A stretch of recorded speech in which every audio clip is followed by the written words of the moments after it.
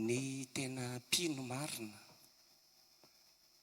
dia tsy mitady fafinaretana any an-tranon'Andriamanitra, ary ny tena mpanompon'Andriamanitra marina ihany koa dia tsy manome fafinaretana ho an'ny olona izay tonga ao am-piangonana, fa ny tena mpino ary ny tena mpanompon'Andriamanitra tsy manome fafinaretana fa manome aim-panahy. Aim-panahy.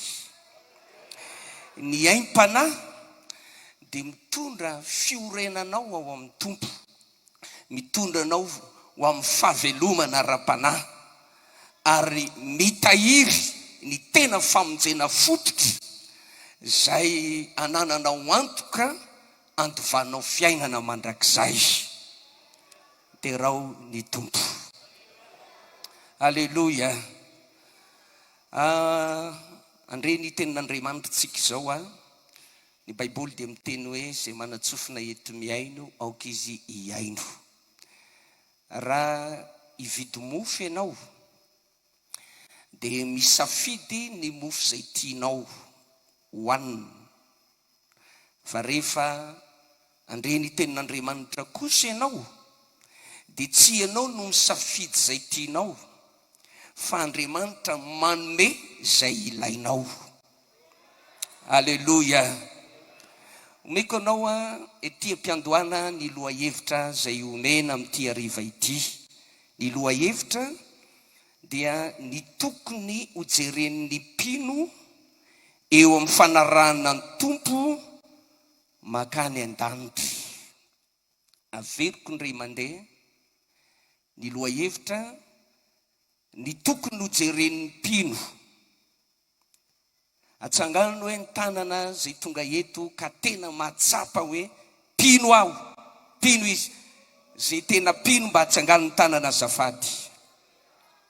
Ny mpino mantsy dia hoe mpanaradia an' Jesosy, olom-bovonjy nateraka indray, olon'Andriamanitra, manompo an'Andriamanitra ary manana fanantenana sy antoka no any an-danitra. Ny fanomponan'ny tompo dia tsy fitadiavam-boninahitra na laza na vola, fa ny fanompona an'Andriamanitra dia hitsinjovana ny fiafarana rahatray. Misy ny fiafarana ary tsy hoe fahafatesana dia mitapitra hatreo, fa mbola misy fiainana ao ambadiky ny fahafatesana. Ny anompona an'Andriamanitra dia tsy aitraitra na laza mamboninahitra eto amin'ity tany ity, fa fitsinjovana izay mety fiafarana. Ka ny lohahevitra dia hoe ny tokony hojeren'ny mpino, zaho, ianao, eo amin'ny fanarahana ny tompo makany an-danitra. Alleluia. Mafimafy ny alleluia. Mba hazava tsara ny tenin'Andriamanitra aminao amin'ity hariva ity dia mba misy zavatra isitomako ny sainao. Ny amin'ireny fitondrana na familiana fiarakodia. Za dia anisan'ny mpamily fiarakodia ihany koa ary manana permis amin'ny fitondrana fiarakodia. Maro amintsika eto ihany koa ny mpamily fiarakodia ary mahafantatra an'izany. Eo amin'ny familiana ny fiarakodia, mba tsy hisian'ny loza, mba tsy hisian'ny accident, dia misy zavatra tsy maintsy jerena. Hoe inona ny zavatra tsy maintsy jerena rehefa eo am-pamiliana fiarakodia ny mpamily? Misy zavatra anaiky efatra izay jerena rehefa mpamily fiarakodia. Rehefa mamily fiarakodia ny mpamily, ny zavatra jereny voalohany dia mijery ny lalana izy. Io aloha ny jereny, tsy maintsy jereny io lalana io. Eo no ahitany hoe miakatra ty lalana ity, fiakarana na midina ity, na misy lavaka ity. Raha vao tsy mijery an'izany lalana izany ny mpamily fiarakodia, dia mety ho tradoza izy, ho tratra ny accident izy, dia tsy maintsy mijery ny lalana izy aloha. Ny faharoa tsy maintsy jerena ihany koa dia ny tableau, misy tableau eo. Io no ahitanao hoe zao ny hafangainam-pandehanao. Ao amin'ny tableau ihany koa no ahitanao ny température ny maripana zay tokony ho isy. Eo ny ahitanao hoe kely ambany ny gasoil anao normal nefa ianao mbola andeha lavitra nefa kely ny gasoil anao, dia eo no ahitanao an'izany rehetrarehetra zany. Dia tsy maintsy mijery ny tableau io ihany koa ny mpamily. Ny fahatelo dia misy an'ireny antsoina hoe rétroviseur ao à gauche dia à droite. Io ndray dia tsy maintsy jeren'ny mpamily io satria hijeren'ny ao aoriana hoe misy fiarakodia ao aorianany ao ary hisongona azy io dia miaro azy tsy ho tratrany zany hoe accident zany ihany koa.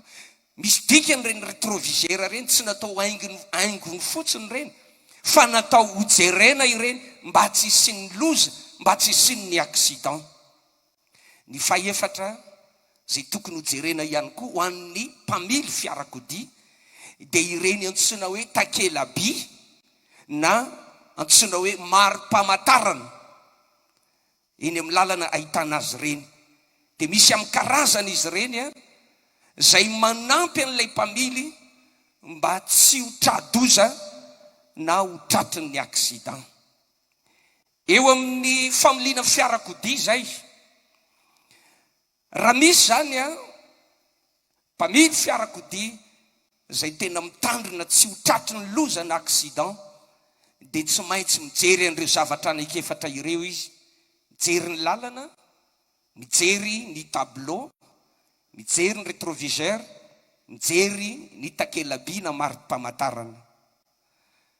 Zay ny amin'iny mba hisintomana ny saitsika zay atao hoe mpino eo amin'izao fanarahana n'Andriamanitra izao.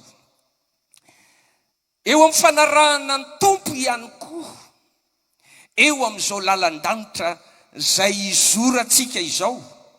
Tsy fantatro hoe aiza ho aiza eo amin'ny lalan-danitra moa no misy anao ankehitriny, fa raha ny marina dia efa akaiky ozy ny baiboly ny famonjenantsika noho ny tamin'izay voaninotsika efa akaiky.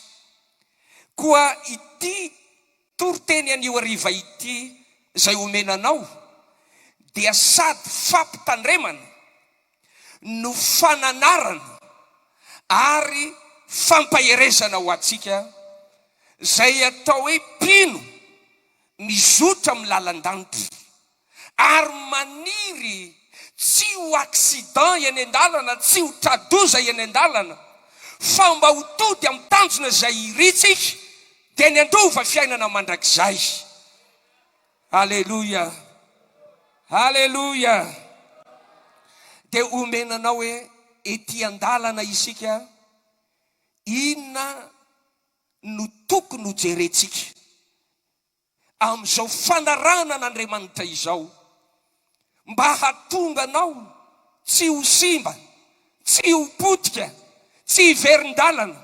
Maro anery havana ny mpino nanompo ny tompo, natsapa famonjena, nilaza fa tsara Jesosy, misaotra n'Andriamanitra ny amin'ny famonjena, fa teny an-dalana teny, ny zava-misy teny an-dalana teny, ny tsy fahaizany, ny tsy fahalalany hoe inona ny tokony ho jerena eo amin'ity fanarahana n'Andriamanitra ity, dia lasa tradoza ny ara-panany, accident ny ara-panany, potika ny ara-panany, dia lasa miverin-dalana izy, dia tsy mivavaka intsony izy, dia mampalahelo.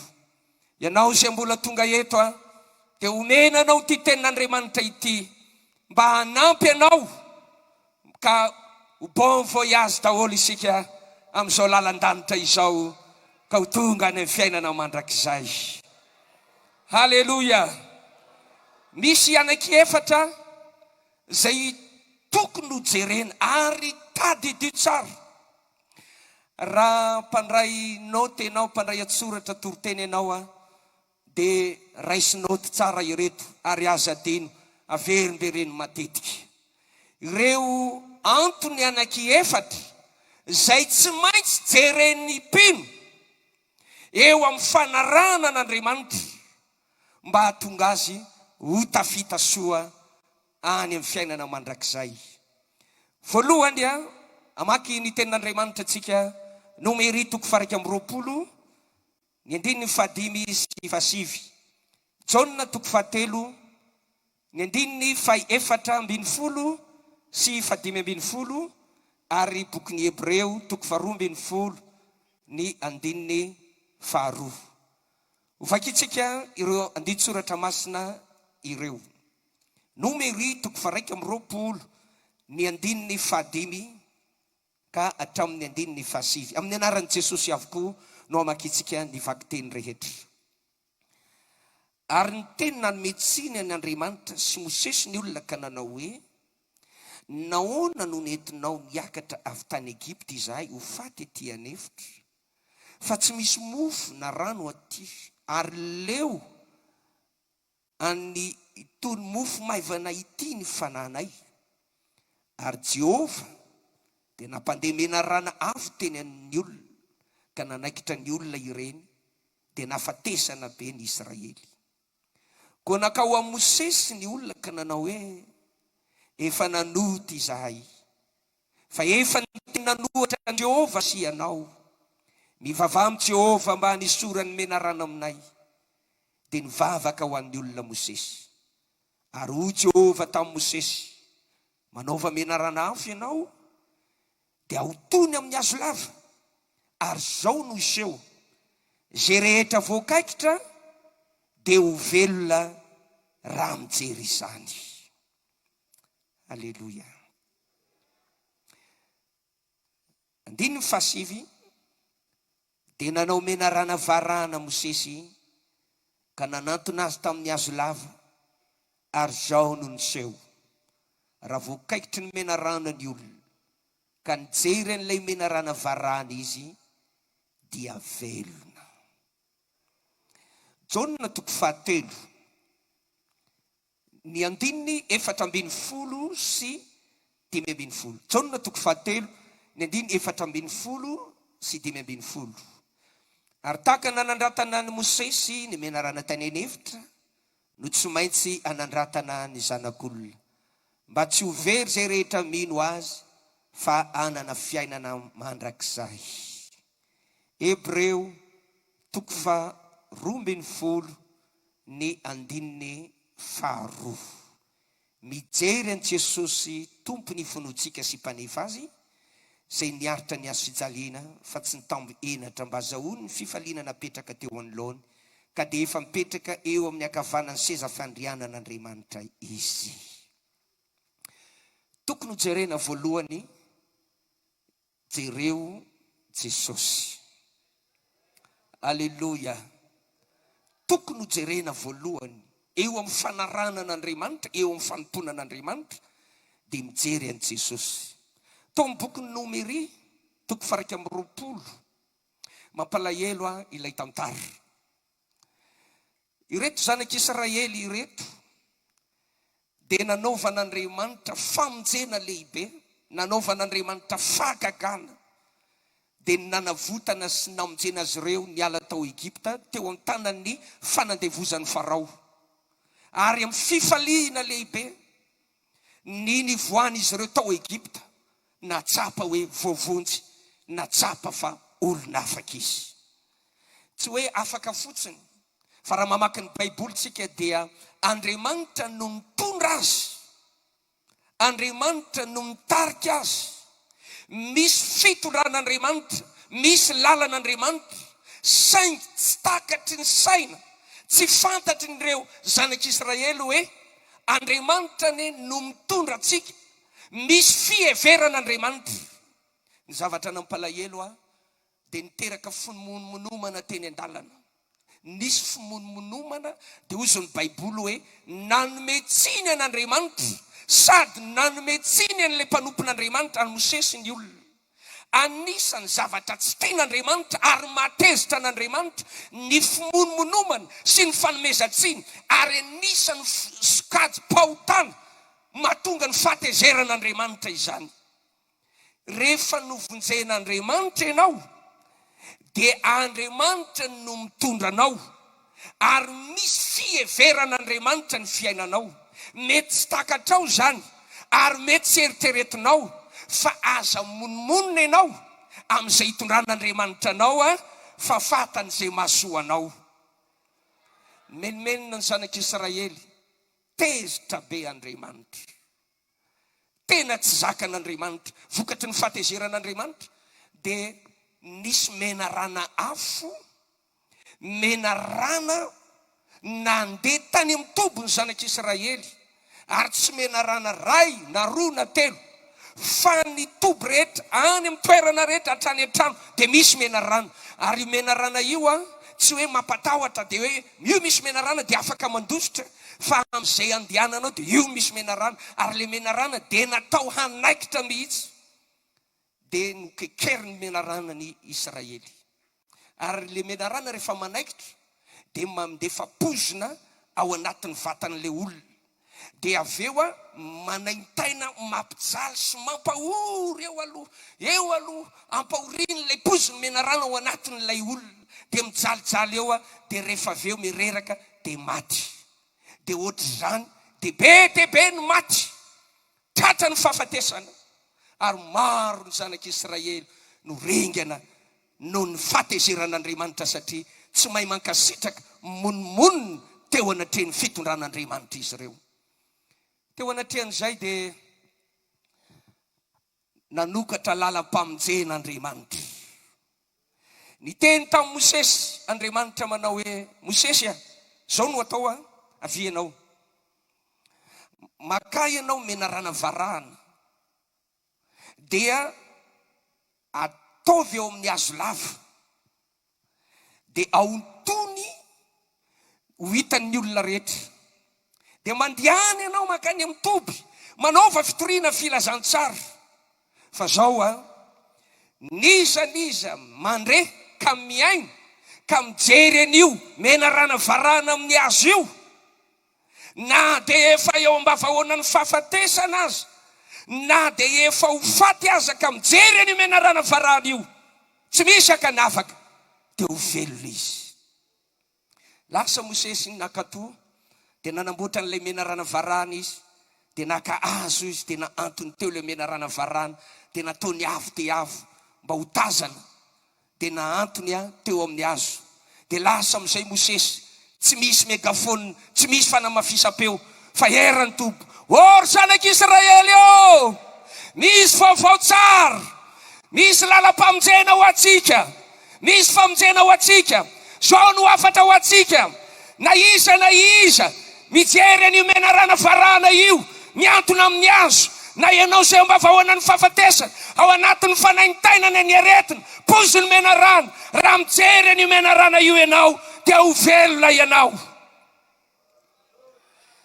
Misy fizarana anankiroa taon'ny olona ny miavinavina.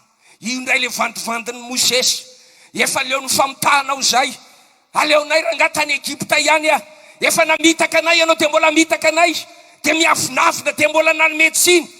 Ary ireny niavinavina ireny tsy niainy ireny, tsy nakatoy ireny, dia maty, betsaka ny maty. Fa ireo izay nanetry tena kosa, ireo izay niainy feoan'ny Mosesy ary nandray azy ho afatra avy amin'Andriamanitra, dia taony nanetry tena hoe aleo aloha mba hijery kely, efa eto amin'ny mpanaintainana amin'ny fijaliana, efa mbavahoana ny fahafatesana, aleo mba netry tena mba hitodika hijery an'izany menarana varahana amin'ny hazo zany. Dia nanetry tena dia mitodika izy, ary ozy ny baiboly, zay rehetra nijery dia velona avokoa izy. Zay rehetra nijery dia velona avokoa izy. Dia raha Jesosy dia hoy ny tenin'Andriamanitra amin'ny Jaona 3:4-5:10 tahaka ny nanandratany Mosesy ny mena rana tany any Efitra no tsy maintsy hanandratana ny zanak'olona mba tsy ho very izay rehetra mino azy fanana ny fiainana mandrakizay. Androany aho dia mitona anao ripino eo amin'ny lalan'ny fanarahana an'Andriamanitra. Ny tokony ho jerena voalohany indrindra Jesosy. Manamafy an'izany ny bokin'ny Hebreo 12:12 mijery an'i Jesosy tompony finoantsika, mijery an'i Jesosy. Hoy ty misionera anankiray manao hoe raha teo variana ianao dia jereo izao tontolo izao, fa ity izao tontolo izao ty dia misy zavatra mahavariana be dia be. Ka raha teo variana ianao dia jereo izao tontolo izao.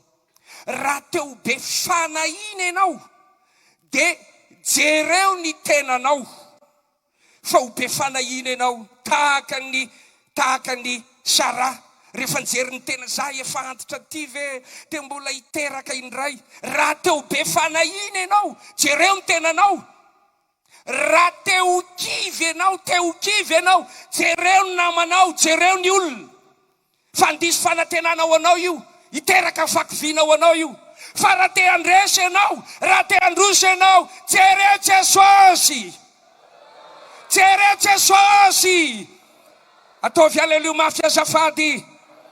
Mafimafy ny aleluia azafady.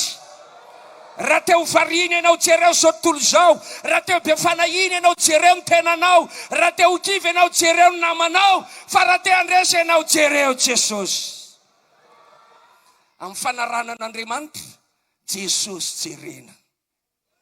Betsaka ny olona miteny manao hoe za tsy ho any am-piangonana, za tsy vavaka intsony, tsy tiako nataon'ny pasteur, alako nataon'ny rahalahy raha mbola io no ao am-piangonana aleoko tsy mivavaka. Raha mbola io ny toetra ny seraranona ao am-piangonana aleoko tsy mivavaka. Inona no mahatonga azy manao an'izany? Satria mijery olona izy dia mora eo amin'ny ara-panahiny ny tradoza tratran'ny aksida dia tapaka eny antenantenany dia tsy manompo an'Andriamanitra izy. Dia zay no mahafaly ny devoly. Fa na inona ny hitanao, na inona ny fijerinao, dia izao Jesosy no maty ho anao teo amin'ny azo fijaliana. Jesosy no aoka ho jerenao. Aleluia. Aleluia. Ndray andro dia misy an'ireny mpamaky gazety, mpividy gazety isan'andro reny. Dia rehefa mividy an'ilay gazety izy dia misy amin'izy ireny tsy miandry any an-trano akory fa eny an-dalana dia efa mamaky an'ilay gazety izy. Dia vakiny ilay gazety eny an-dalana. Dia variana izy mamaky an'ilay gazety. Fa eo alohany ao tsy fantany, tsy nijery an'ilay lalana izy. Tsy nijery ny lalana izy. Fa eo aloha ao misy lavaka be. Misy lavaka. Izy dia faly mamaky an'ilay gazety nefa misy lavaka eo aloha ao. Ery lavidavitra ery indray misy ranga anankiray koa mijery azy. Ary ilay anankiray mijery azy koa dia faly ery mahita ny ty mpamaky gazety ho latsaka ao anaty lavaka. Dia faly ilay ranga anankiray ery, io fa latsaka anaty lavaka io, latsaka io androany. Ilay mpamaky gazety dia variana sady mandeha. Fa zao ny zava-misy. Ilay mpamaky gazety latsaka ao anaty lavaka. Ilay nijery azy nidona tamin'ny poteau-ny jirama. Zany hoe tsy nijery ny lalana dia tratran'ny accident. Betsaka eo amin'ny ara-panahy nitaka izany. Koa eto dia mampitandrina ny tenin'Andriamanitra. Mananatra ary mampahery ihany koa eo amin'ny fanarahana an'Andriamanitra. Jesosy ny aoka ho jerena. Aleluia. Hoy Jesosy manao hoe zany lalana sy fiainana famarinana. Tsy misy mahazo makany amin'ny ray raha tsy amin'ny alalako. Zany vavahady hoy Jesosy. Raha izao no hidiran'ny olona dia ho vonjena izy. Jesosy no aoka ho jerenao. Aza mijery an'izan'izy ianao. Na inona ny toetrany ranona, na inona ny fiainany ranona, na manahoana ny fiainany vitabadisa, na manahoana ny toetrany, na firy-taonany vavahany izy, nefa mbola manota aza mijery an'izany ianao. Fa raha tianao ny andresy, raha tianao ny androso, jereo Jesosy. Ary ny fijerenan'i Jesosy mamaolana eo amin'ny fiainanao. ty ray mpianakaviana anankiray zay be asa izy ao an-trano, be deaibe ny asa ataony ao an-trano, misy dossier be deaibe ataony. Izy manana zanaka lahy kely a, dia io zanany io manelingely lasy foana eo am-piasana, manelingely, dia tena aza elingelena aho, dia elingeleny le zanany. Dia inona nataon'le ray mpianakaviana? Nahita hevitra izy a, dia nahita sarintaniny zao tontolo zao, karta misy ny sarintaniny zao tontolo zao, dia netezany io, nitapatapany netezany. Dia io nomeny an'le zanany hoe mba ho variana zany, variana ao anatin'io zanany dia mba afaka miasa. Ity ataovy zay iverenany ty sarintaniny zao tontolo zao ty amin'ny laoniny. Dia ho fantatry n'le ray mpianakaviana fa ho sahirana le zaza eo amin'ny fandaminana azy.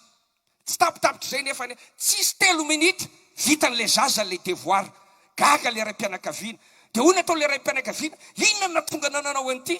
Dia nitsika ilay zanany manao hoe sahirana aho izy teo am-panambarana azy, vaky ny lohako sahirana, fa nijereko izy kay ao ambadika misy sary olona, dia mora tamiko ny namerina azy satria nijery an'le sary tao ambadika dia hitako hoe ty ny lohany, ty ny tanany, dia iny natambatambatra dia nivany olana.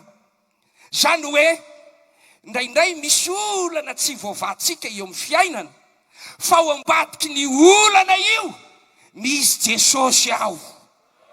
Ao ambadiky ny olana io misy Jesosy ao. Ka raha tianao ny vany olana mampiasa ny sainao, jereo Jesosy fa ao ambadika kely ao izy.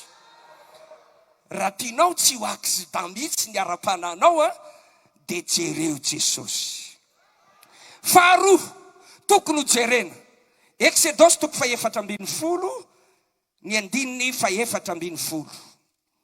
Exodosy 4:4, ny 2:3 azafady. Amin'ny anaran'i Jesosy no hamakina ny vaky teny.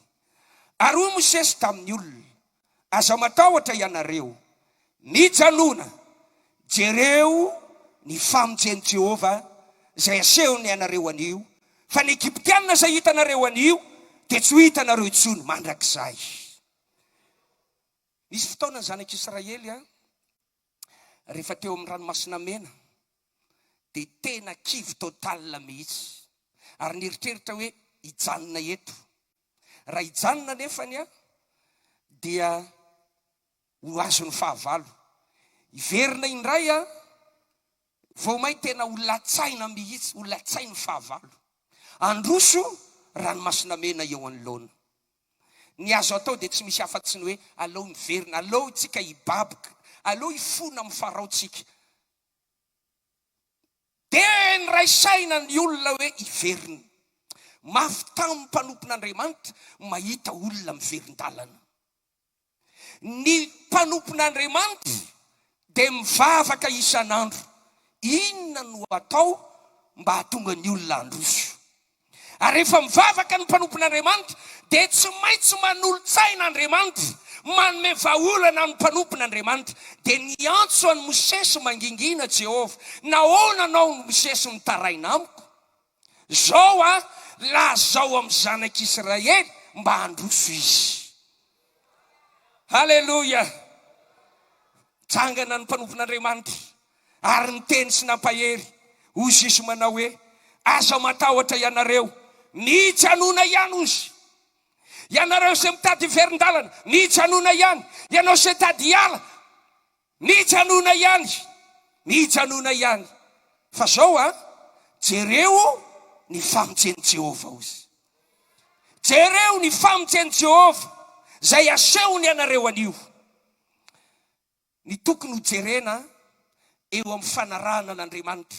Faharoa dia mijery ny famonjeny Jehova. Tamin'ny toerana anankiray nitoriko teny Ankalamanjana, ny amin'ny hoe famonjen'Andriamanitra. Taorian'ny Toriteny dia nanantona ty ray mpianakaviana anankiray ary nirotsy an-dranomaso izy. Ao anatin'ny olana aho izy. Ary mila moy fo, tsy zakako tsony, tsy zakako tsony ozy ny fiainako, ary aleoko maty. Fa hono a pasteur, mbola misy ve zany famonjen'Andriamanitra izany? Mbola misy ve ny famonjen'Andriamanitra? Dia omeko anao ny valiny. Ianao tonga eto, zay mety ao anatin'ny ady ny olana zavatra zay tsy ahitana hoe inona tsony mono azoko atao hoe efa tahaka ny sokina nanany bato aho tapidalaka le aho efa nataoko sy azo atao fa hatramin'izao aho dia mbola tsy mahita vahaolana. Ny valy no omeko anao tompoko, aza mamoy foy ianao, aza kivy ianao, mbola misy ny famonjen'Andriamanitra. Ary tokony ho jerenao hoe jereo ny famonjeny Jehova. Mbola misy na dia amin'izao andro iainantsika, amin'izao andro farany, miasarotra, amin'izao andro tena atao hoe mampitoza izao, mbola misy ny famonjeny Jehova.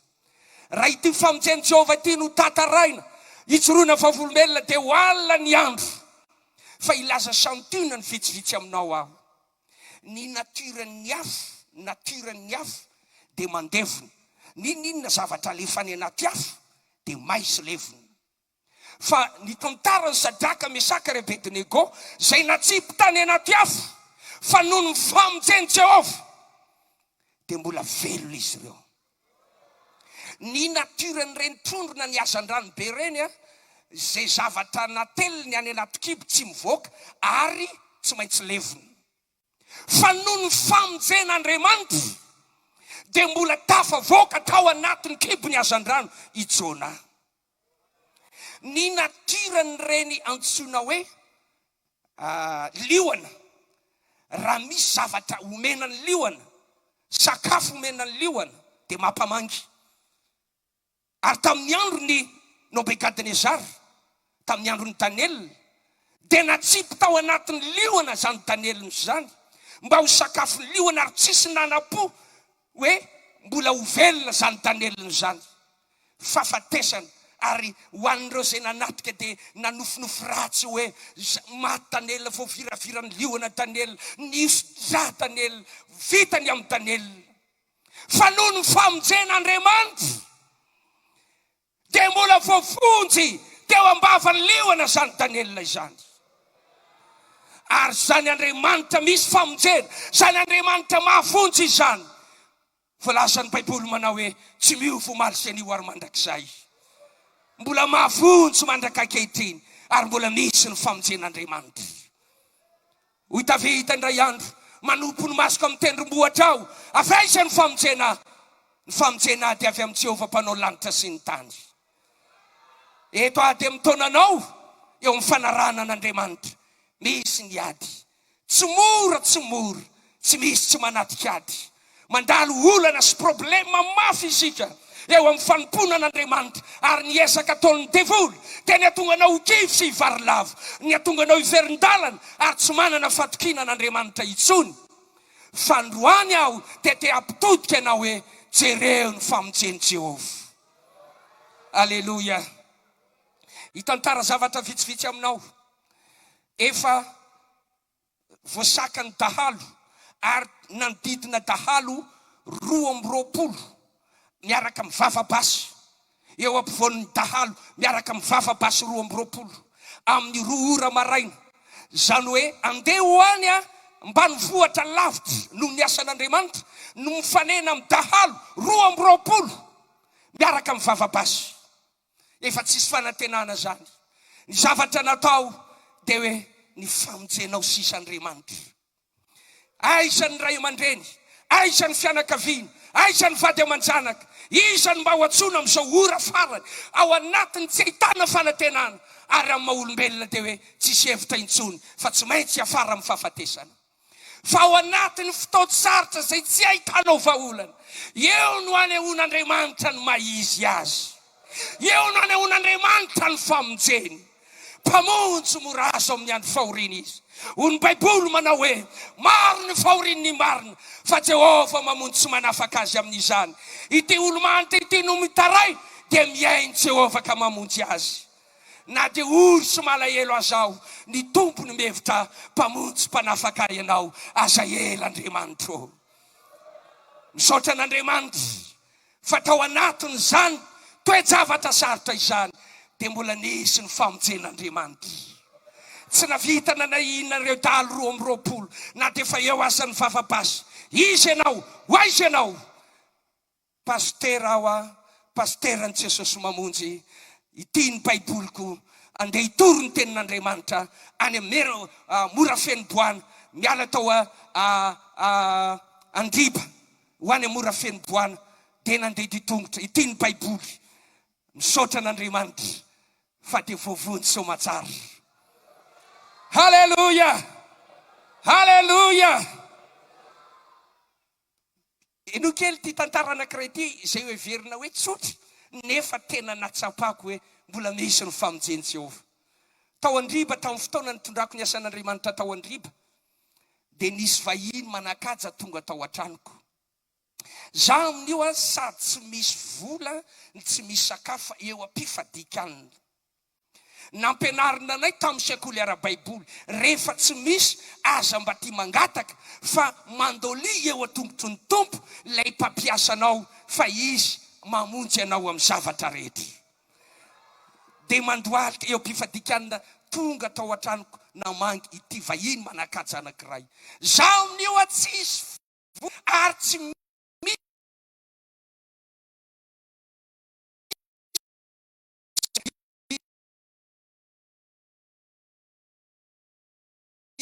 rehefa nametraka n'le vahiny tao an-trano verina ndray tao am-piangonana ny vavaka. Jesosy eo ny famonjenao.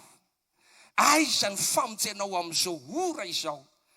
Tsy sambotra ary tsy tadina inona na inona fa matoky ny famonjenao aho. Eo am-pivavahana ralasianabavy nipoka tampoka ny tafitrano, nisy nitoraka ny tafitrano mpiangonana. Ozy le tafitrano taitra be aho. Rehefa taitra dia zao ny tao an-tsaiko manao hoe mba iza koa zany olona mitoraka ny tafitrano zany. Dia lasa nivoaka teo ambaravarana. Rehefa teo ambaravarana aho gaga aho fa nahita vorona be anankiray izay milatsaka eo an-tokotany mitsipatsipaka le vorona. Ay zany io vorona io mipetraka teo an-tafitrano dia nisy olona nahita dia nitoraka. Ary tao anaty mason'olo le fitenenana le vorona dia nilatsaka. Ary rehefa latsaka teo le vorombe dia niraisi-potsiny dia ozy aho hoe misaotra anao Jesosy fa vita ny loka ny vahiny androany. Dia nisy olona nahita, nisy olona natazana dia nanatona, hoay paster ngeda be iny fa tsy efany amin'ny 3 kilô na 4 kilô. Dia le olona teo akay nahita hoe mba hamaroty 1 kilô paster.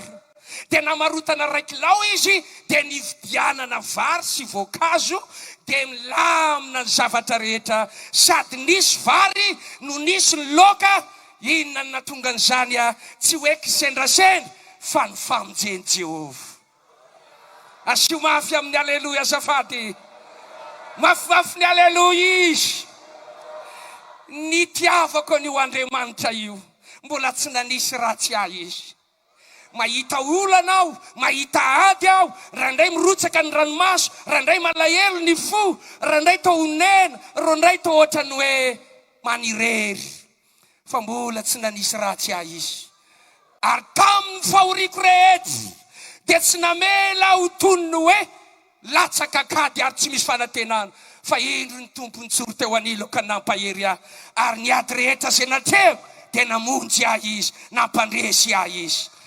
Ese tonga eto amin'ity hariva ity, raha tsy tianao ny aksy ny tokony ho jerenao eo amin'izao fanarana n'Andriamanitra izao dia ny famonjeny Jehovah. Raha ho tantarako aminao ny lalana nandehananay tany atsimo tamin'ny herinandro dia tena ozy ianao hoe marina ve zany paster. Rehefa tonga teo amin'ny toerana tanàna anankiray hoe Tanimora. Io Tanimora io akaikikaiky afaka ny Betroka dia Sonala dia tany amin'ny 2 ora maraina tany hoany diso lalana zay very lalana any amin'ny lalana tsy tokony aleha. Ary rehefa tsy falehan'ny tomobila anaty vato any anaty antsana, aiza nampianatsika ity? Inona ny atao? Ay zany io lalana io dia dahalo ary raha tratrany ao anatin'io dia tena loza. Rehefa ny tantarany olona rehefa tafavoaka zay, tena olon'Andriamanitra nareo. Fa zay tafiditra amin'io kizy io, amin'io lalana io, tsy mivoaka velonao. Fa noho ny famonjeny Jehovah. Halleluja. Baiboly dia milaza, ny anjelon'i Jehovah dia mitovy manodidina zay rehetra matahotra azy ka mamonjy azy. Asio mafy amin'ny halleluja zany. Dia noho ny famonjeny Jehovah dia voavonjy zay. Lalana miverina zany misy vato be tsy maintsy ekarana. Ary tao amin'ny lalana anankiray zay misy rano atraty, zay andehanan'ny tomobily, zay naverin'ny telefonako. Zay lalana tsy tokony ale mihitsy zany, tsy azo ale mihitsy zany. Zay mo vahiny, ary samy vahiny eny an-dalana. Fa noho ny fanampian'Andriamanitra, noho ny famonjen'Andriamanitra, dia voavonjy izahay. Dia raha Andriamanitra, mbola misy ny famonjeny Jehovah. Ary eto aho, amin'izao tenin'Andriamanitra izao, dia mitona antsika mpino rehetra hoe jereo ny famonjeny Jehovah. Betsaka no azo lazaina, azo itsorona vavolombelona amin'ity hoe famonjen'Andriamanitra ity, fa mbola mamonjy ary mbola misy ny famonjen'Andriamanitra. Ianao zao anatin'ny ady sy ny olana, aza mamoy fo jereo ny famonjeny Jehovah. Fahatelo, vakitsika Toriteny 4:4. Toriteny 4:4.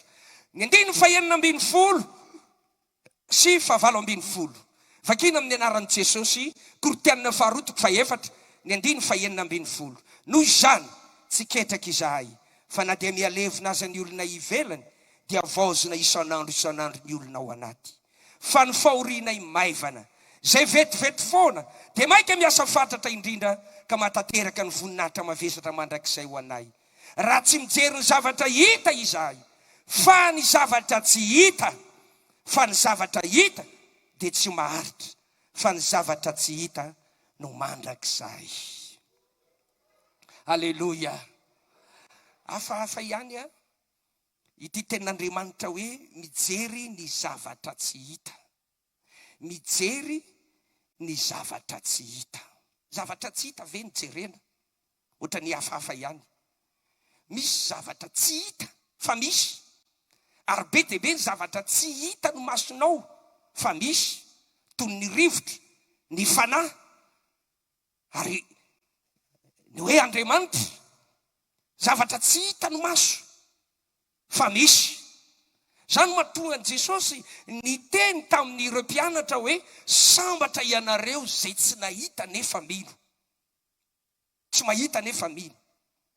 Dia eto ny tenin'Andriamanitra milaza Paoly hoe noho izany ozy tsy ketraka izahay. Tsy ketraka izahay. Fa na dia mialevina aza ny olona ao anaty, mialevina le ao anaty, ny maizy an'i Paoly, ny maizy azy mialevina, noho ny ady, noho ny fiainana, noho ny zava-misy, dia mialevina le olona eo anaty. Fa ny mampisaotra, ny mahafinaritra, ny mampahery ozy, dia avaozina kosa ny olona ao anaty, na dia mialevina aza ny olona ity velany. Ary zany na tonga ny mpanao salamo manao hoe na dia ho levina aza ny nofoko sy ny foko, dia mbola anjarako mandrakizay Jehovah. Halleluja. Dia ozy izy, noho izany tsy ketraka izahay, ninina tsy ketraka izahay, fa na dia mialevina aza ny olonay ao ety velany, dia vaozina isan'andro ny olona ao anaty. Ny fahorianay dia maivana ozy. Maivana ny fahorianay. Tsy hoe mahatonga an'io maivana ne zavatra tsy izy dikany, ka mahatonga azy eo miteny hoe maivana. Entiny Paoly ampaherezana ny tenany sy ampaherezana antsika mpino, fa io fahoriana hoentsika io, io zavatra lazainao fa mafy io, aza omena plezira ny devoly, ampifaly ny devoly, ka hitenenanao manao hoe mafy ty manjoa ty, tena mafy, tsy napoziko amin'izao ty lalana ty fanomponan'Andriamanitra ity, nanenenako marina arakaraka ny nanimpoko ny tompo, arakaraka ny nanarako an'Andriamanitra, dia zao ve ny fiainako, to mia mafy. Aza omena plezira ny devoly, aza mampifaly ny devoly, fa okanao hiteny foana eo ambavanao manao hoe tsy mahery Jesosy, tsy maintsy mandresy ao noho ny amin'ny Jesosy. Halleluja. Zany na tonga ny Paoly manao hoe noho izany tsy ketraka izahay, inona ny fahorianay dia maivana. Inona ny mahatonga an'izany? Satria io izy dia fahoriana vetivety ihany, andalovana io. Zay rehefa tany amin'ny faritra atsimo iny dia maro ny lalana ny lalovanay, karazan-dalana, ary tsy moramora tamin'izany lalana nandalovana. Nandritra ny tapa-bolana zay teny an-dalana teny. Dia nahita zavatra maro, nandalo tanàna be dehibe zay, nahita zavatra be dehibe zay. Fa zao na dia mafy aza ny lalana, na dia nahita toe-javatra ohatra somary nanany sarotra aza zay dia nandalovana fotsiny reny. Nandalovana fotsiny reny. Nandalovana fotsiny reny. Dia tahaka izany koa isika, io adinao io zavatra hitanao io olana io aneka zavatra andalovana fotsiny fa tsy maharitra io tsy hijanona maharitra eo aminao io. Dia hoy Paoly eo amin'ny 9:20, raha mijery ny zavatra hita izay, io zavatra hita io tsy maharitra io, mandalo io, vetivety io. Ary satria na dia ampahoriana aza izay mijaly izay tsy ataonay maketraka anay zany, tsy ataonay makivy anay zany, fa mandalo ihany io zavatra hitanay io, vetivety ihany io. Fa izahay le zavatra tsy hita io ny jerenay io, satria le zavatra tsy hita maharitra mandrakizay. Halleluja. Halleluja. Mafimafy ny halleluja zafady. Ny zavatra hita ozy dia tsy maharitra, andalovana fotsiny ihany. Fa lay zavatra tsy hita no maharitra mandrakizay. Zany angeny mahatonga ny Paoly miteny manao hoe saino ny zavatra any ambony fa tsy ny etỳ an-tany, ary aza miary areny etỳ an-tany zay mialevina, misy mpangalatra mananotrano ary efesenina, fa miaria rena ho anareo any an-danitra. Halleluja. Halleluja. No izany raha lasaina bavy eo, ny tokony ho jerentsika eo amin'ny fanaranan'Andriamanitra, raha tsy teo accident ianao, raha tsy teo tradoza ny ara-pananao, aza mijery an'io zavatra hita io. Inona ireo zavatra hita ity zao tontolo zao, zay ho levina ity, io adetrehanao eo amin'ny fiainanao io fantranao io problema io, olana misy amin'izao andro farany zao, ireo mari-pamantarana amin'ny andro farany. Hatrany am-piangonana dia ahitanao an'izany hoe mari-pamantarana amin'ny andro farany. Ny amin'ny zavatra any amin'ny lanitra, ny any amin'ny firenena, dia manambara ireny ny fiavian'i Jesosy. Aza atao makivy anao ny fahitana an'ireny, ary aza ireny no hifantohanao sy ho jerenao. Fa ho kivy amin'izany ianao, fa maolon'Andriamanitra anao jereo le zavatra tsy hita, le maharitra mandrakizay. Le tsy hita Andriamanitra, lay tsy hita ny fiainana mandrakizay any an-danitra. Ary zany no ampahirezany Paoly ny teniny, tsy mampaninona anay ny olana, tsy mampaninona anay ny fahoriana, vetivety ihany zany, tsy ketraka izay, tsy kivy izay, tsy verin-dalana izay, fa na dia miady amin'ny nofo aza izay, dia zao ihany, tsy avy amin'ny nofo ny fiadiany tafika fa mahery amin'Andriamanitra, andrava fiarovana mafy ozy ny Baiboly. Noho izany mijery an'ilay tsy hita izay, any mantsy ny fonenanay, any ny razanay. Raha miala ety izay dia any no vatananay, fa ny etỳ an-tany fa izy mpivahiny izay, mandalo zay no ety, vetivety ihany, tahaka ny aloko, tahaka ny fotoboam-pialan-tanana, tahaka ny andro ny pikarama. Noho izany zay hitanay ety, zay miseho ety, dia vetivety ihany, ary tsy reny no hifantohanay, fa mandalo, fa ilay maharitra mandrakizay no jerenay, dia ny any an-danitra. Raha izany no jerenao, dia tsy avelan'izany ho kivy ianao, tsy avelan'izany ho ketraka ianao, fa ho ampahirezin'izany isan'andro ianao, ho ampahirezin'izany, ary ampitombo ny finoanao amin'izany hoe mijery n'ilay tsy hita izay, dia ilay fiainana mandrakizay. Dia rao mafy Andriamanitra. Faefatra tokony ho jerena, faefatra Hebreo 1:20. Fakintsika manomboky ny 9:20 ka hatramin'ny 9:20 no tokony ho jereny mpino eo amin'ny fanarahana an'Andriamanitra makany an-danitra. Hebreo 1:20 manomboky ny 9:20 amin'ny anaran'i Jesosy. Finoana no nandavany Mosesy, tsy atao hoe zanaky ny zanaka vaviny Farao rehefa lehibe izy. Nifidy mantsy izy ary mitondra fahoriana amin'ny olon'Andriamanitra toy izay anana fifaliana vetivety amin'ny fahotana. Nanao ny fanaratsiana ny Kristy ho harena be lavitra noho ny tahiry soan'ny Egypta satria nijery ny famalitsoa izy. Nijery ny famalitsoa izy. Tantaran'ny Mosesy. Ity Mosesy ity fitinina kely dia nipetraka tao amin'ny Farao izy ary natsangana natao takana hoe zanaky ny Farao mihitsy izy. Ary zany zanaky ny mpanjaka zany, zanaky ny filoham-pirenena zany dia tsy nisy nahory any Mosesy tamin'ny lafiny zavatra maro teo amin'ny fiainana. Mihinana zay tiana hoanina, mijery zay tiana jerena, mandeha amin'izay tiana andehanana, dia tsisy mahory azy. Fa rehefa lehibe izy, sokatra ny saina. Zany ozy tsy naman'ireto Egyptianina ireto, fa iretsy Hebreo reto, reo ny rahalahako reo, reo izy olon'Andriamanitra ireo.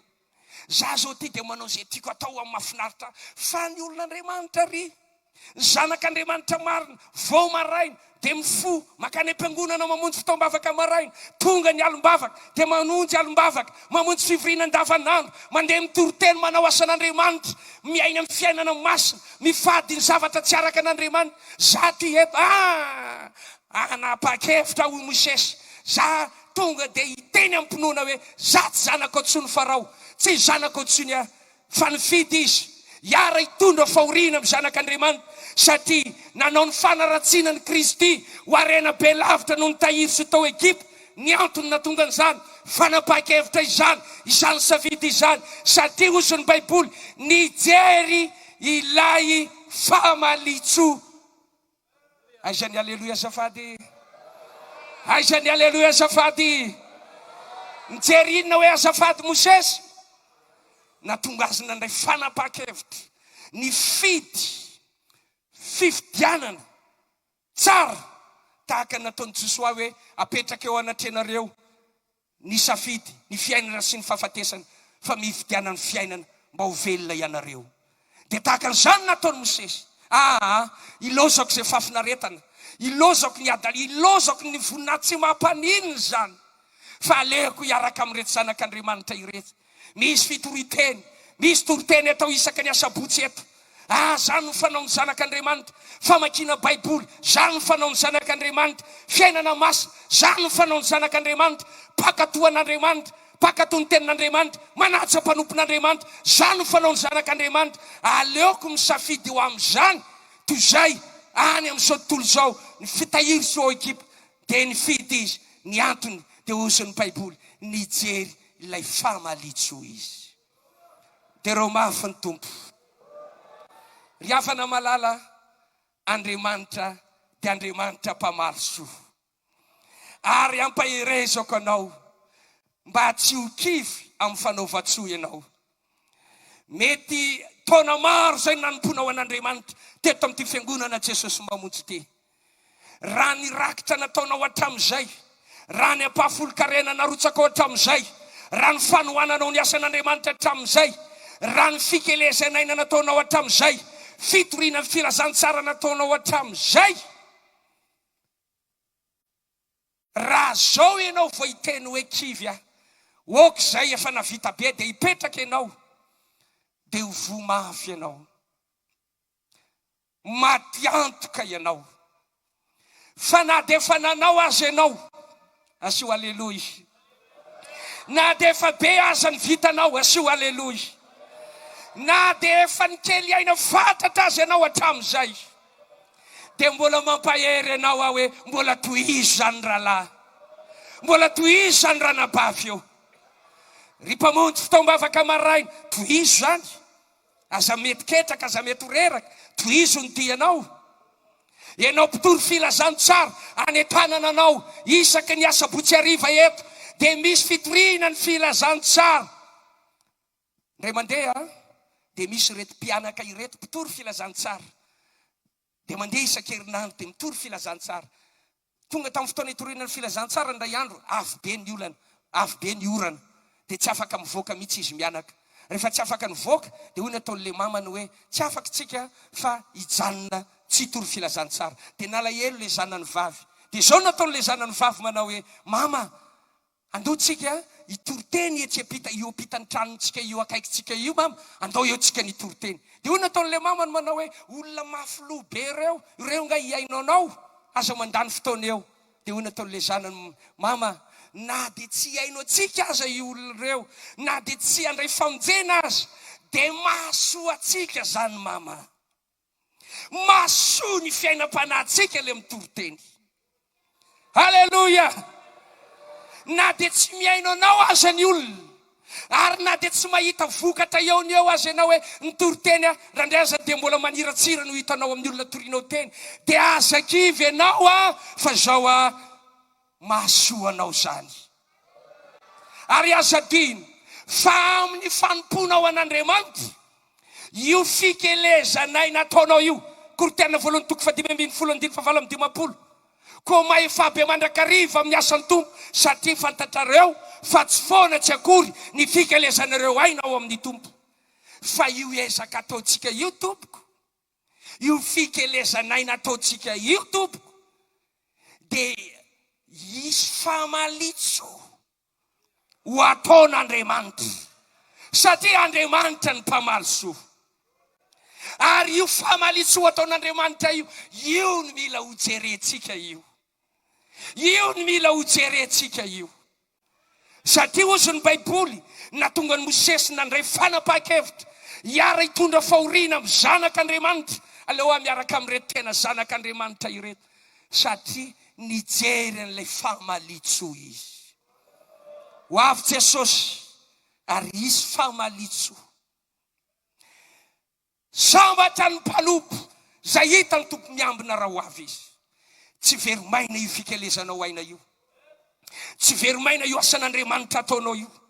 Io fotoana entinao hitoriana ny filazantsara zay ampaherezana anao toy izy foana ary manentana antsika fiangonana, manentana ny akoron-drano isaka ny asabotsy, tongava mitory filazantsara mandeha zanoko ny nampalaza antsika Jesosy mamonjy fitoriana ny filazantsara.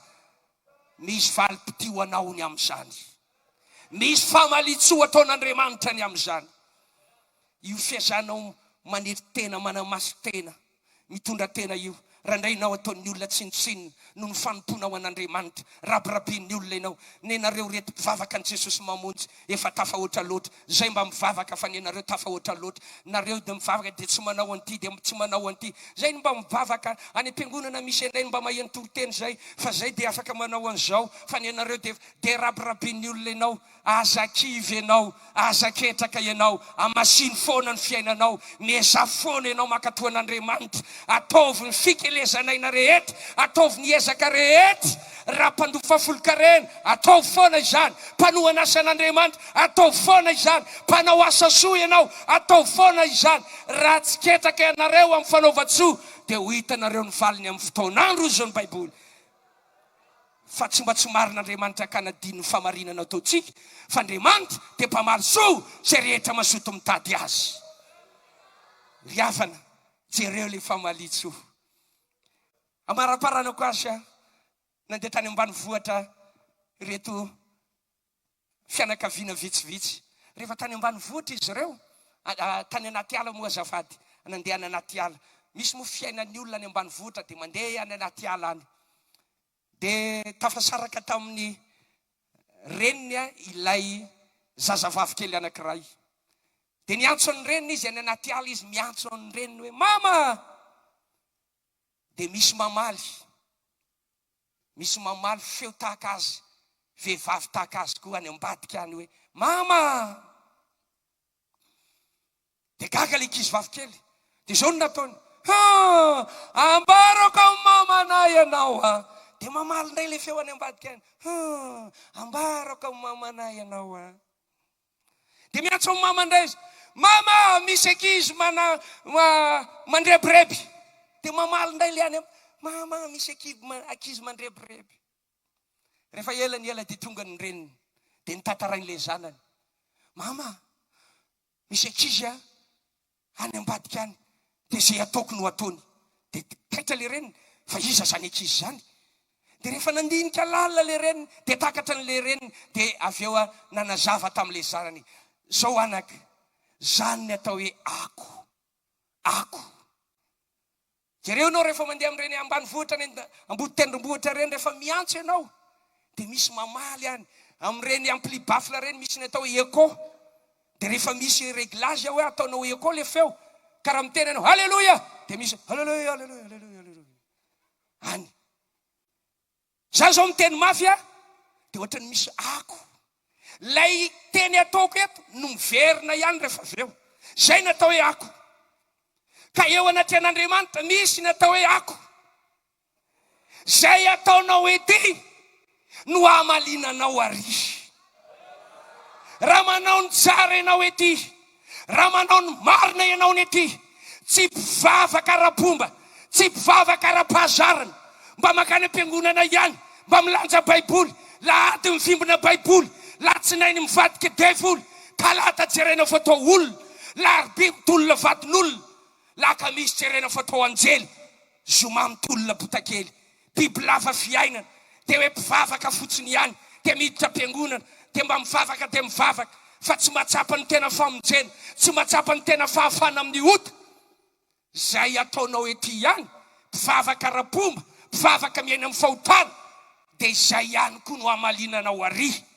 Fa raha tena mifamarinana no anomponao an'Andriamanitra, andeha tena hivavaka aho, hitady an'Andriamanitra amin'ny foko rehetra aho, hanamasina ny fiainako aho, hiala amin'ny fahotana aho, ny andehananao ty am-piangonana, dia tsy zavatra fa tsy ny mitady an'Andriamanitra, ny hanompo an'Andriamanitra. Raha izany no antony hanomponao sy hivavahanao amin'ny andro havelomanao ety an-tany, dia izany ihany koa no hamalin'Andriamanitra anao rahatrizay. Ka hoy izy, tsara izany ry mpanompo tsara sady mahatoky, midery amin'ny fifalian'ny tomponao. Halleluja, halleluja. Misy ny famalitso, amalisoa ny mpanompo ny Andriamanitra. Zay any ambanivohitra rehefa manao ny asan'Andriamanitra, dia indraindray itsika miteny mpanompon'Andriamanitra, zay ve mba hitan'ny foy be aty ambanivohitra aty, ve mba hitany zany besepesiny tsy zany e.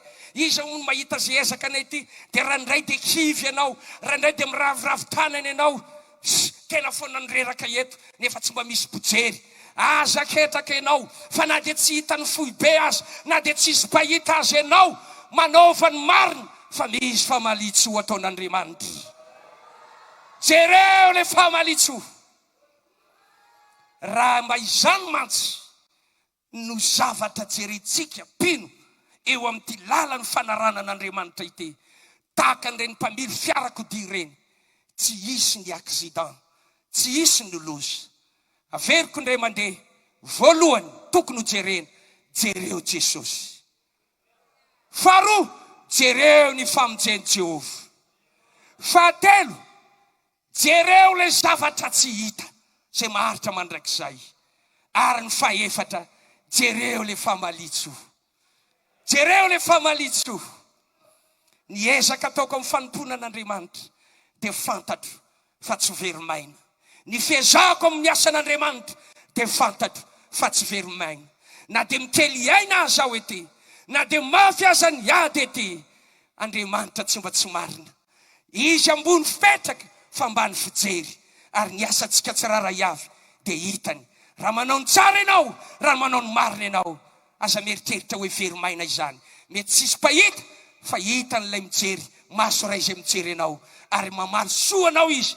Ho avy ny fotoana hamalina soa, isy galona iany aminao, isy maroboninahitra iany aminao, isy fakasitrana iany aminao, dia raha Andriamanitra ny amin'izany. Taovy mafy ny aleluia, mafimafy ny aleluia. Izy ary manomboka androany hijery an'ireo zavatra anakefatra ireo. Mitona anao ajereo ireo tokony ho jerena ireo. Fa raha ireo nijerenao, na inona ny olana, na inona ny problema, na inona ny olana misy eo amin'ny fiangonana misy ianao, na inona ny problema anao sy ny mpanompon'Andriamanitra aminao, na inona ny ezaka ataony devoly anakivinanao, rehefa Jesosy nijerenao, mandresy ianao. Rehefa ny famonjen'Andriamanitra nijerenao, tsy maintsy tafavoaka foana ianao. Ary rehefa mijery an'ilay tsy hita ianao dia ho maivana ny fahorianao ity. Ary raha mijery an'ilay famalitsoa ianao dia velombelona ny fanantenanao, velombelona ny ao anatinao. Ozy ianao manao hoe hoavy Jesosy ary amaly soa izy amin'izao ezaka ataoko amin'ny fanompona azy izao. Hira 4:7 no ataontsika ao aorianan'izay dia hivavaka antsika. Tsy mora ny lalana, tsy mora ny lalana. Eto dia mitsotra anao antsika rehetra. Eto dia mirary soanao eo amin'izao lalany fanaratsika an'Andriamanitra. Aiza ho aiza ianao izao ankehitriny, izao no afatra tsofina rano ianao mba ho bon voyage daholo ety an-dalana. Ho tody soamatsara, tsy ho accident ny ara-pananao, tsy ho kivy ianao, tsy ho tratrany izany hoe fangatsiam-po na fatafidionana na hoe fiverenan-dalana no zava-misy ianao. Fa na misy aza izany dia mandroso ihany ianao ary mijery an'ireo tokony ho jerena ireo ianao dia ho tafita soa ianao. Ary dia hitsenanao eny am-bavahady ireo anjery, ireo olo-masina, ireo mpanompon'Andriamanitra maro izay efa nifandimby teto efa lasany amin'ny voninahitra. Ry frera Daoda, sera Daoda dia mahita anao tonga soa ary miarahaba anao amin'izay fotoana izay. Ety an-dalantsika izao mahereza ry afako isany fa tsy ety ny tanjona fa